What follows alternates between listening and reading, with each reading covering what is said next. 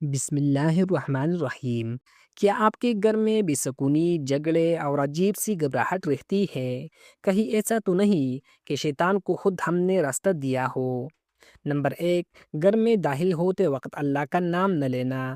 حضرت جابر بن عبداللہ رضی اللہ عنہ روایت کرتے ہیں، رسول اللہ صلی اللہ علیہ وآلہ وسلم نے فرمایا، جب آدمی اپنے گھر میں داخل ہوتے وقت اور کھانا کھاتے وقت اللہ کا نام لیتا ہے تو شیطان کہتا ہے، نہ تمہارے لیے یہاں رات گزارنے کی جگہ ہے اور نہ کھانا۔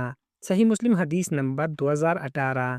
بسم اللہ نہ کہنا شیطان کو گھر میں جگہ دے دیتا ہے۔ نمبر 2، گھر میں قرآن نہ پڑھنا۔ حضرت ابو ہریرہ رضی اللہ عنہ روایت کرتے ہیں، رسول اللہ صلی اللہ علیہ وآلہ وسلم نے فرمایا، شیطان اس گھر سے بھاگ جاتا ہے جس میں سورۃ البقرہ پڑھی جاتی ہے۔ صحیح مسلم حدیث نمبر 780۔ جہاں قرآن نہیں وہاں شیطان کو جگہ ملتی ہے۔ نمبر 3، فضول اور گناہ والی باتیں، گانا، جھوٹ، لڑائی۔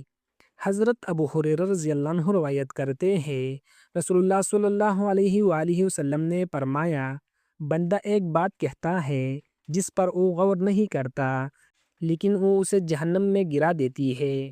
صحیح البخاری حدیث نمبر 6478۔ گناہ والی گفتگو گھر کی فضا کو خراب کر دیتی ہے۔ قرآن پاک میں اللہ تعالیٰ فرماتا ہے، بے شک شیطان تمہارا دشمن ہے، لہٰذا تم بھی اسے دشمن ہی سمجھو۔ سورۃ فاطر آیت نمبر 6۔ اگر ان چیزوں سے بچ گئے تو گھر میں سکون، رحمت اور برکت خود آ جائے گی۔ اگر ویڈیو پسند آئے تو ویڈیو کو شیئر کرے، چینل کو سبسکرائب کرے۔